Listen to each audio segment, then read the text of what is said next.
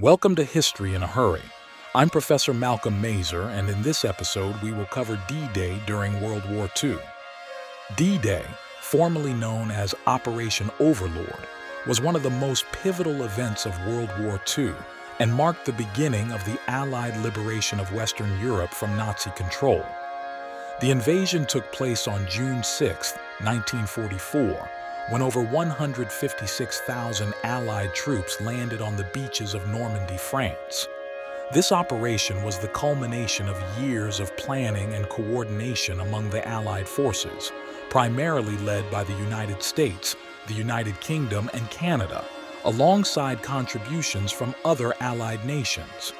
It remains the largest amphibious military assault in history and is remembered as a turning point in the war.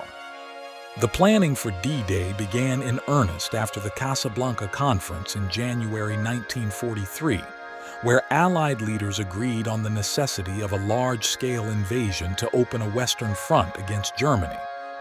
The operation was overseen by General Dwight D. Eisenhower, Supreme Allied Commander, and meticulously organized to ensure its success. The Allies used a combination of deception strategies, including Operation Fortitude, to mislead the Germans about the invasion's location.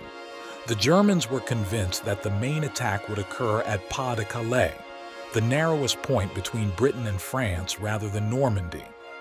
The invasion was preceded by extensive aerial and naval bombardments, which targeted German fortifications and infrastructure. On the night of June 5th, thousands of paratroopers from the U.S. 82nd and 101st Airborne Divisions, as well as the British 6th Airborne Division, were dropped behind enemy lines. Despite heavy resistance and navigational errors, these paratroopers succeeded in achieving many of their objectives, contributing to the overall success of the invasion. The main assault began at dawn on June 6th, with troops landing on 5 designated beaches: Utah, Omaha, Gold, Juno, and Sword. American troops were tasked with capturing Utah and Omaha, while British forces landed at Gold and Sword, and Canadian forces at Juno. In contrast, Omaha Beach became one of the bloodiest battlegrounds of the invasion, as American troops encountered heavily fortified German defenses, including machine gun nests, bunkers, and minefields. The British and Canadian forces also faced significant challenges, but made steady progress on their respective beaches. At Gold Beach, the British overcame strong German defenses and advanced inland to capture key towns. Canadian forces at Juno Beach faced initial difficulties due to rough seas and underwater obstacles, but eventually pushed forward, achieving their objectives by the end of the day.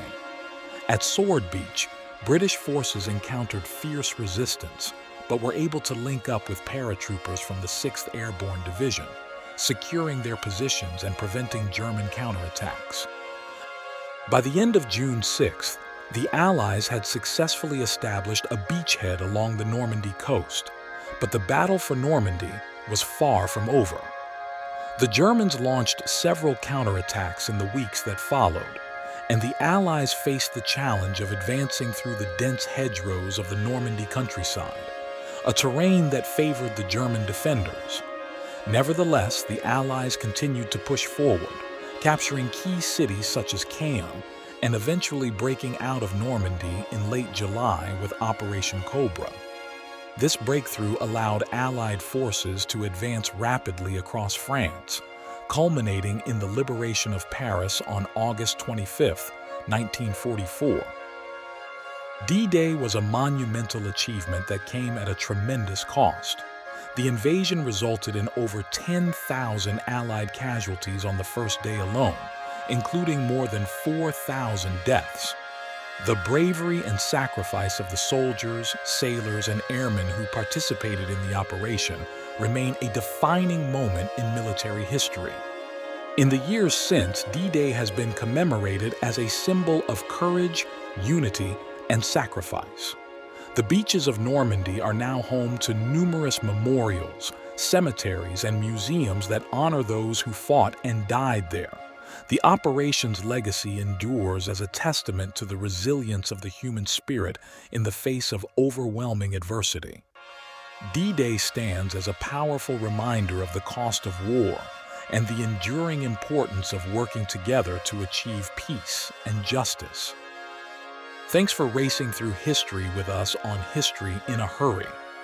If you enjoyed today's quick dive into the past, don't forget to like, subscribe, and hit that notification bell so you never miss a fast-paced trip through time. Please reply in the comments with ideas for our next history lesson. See you in the next one.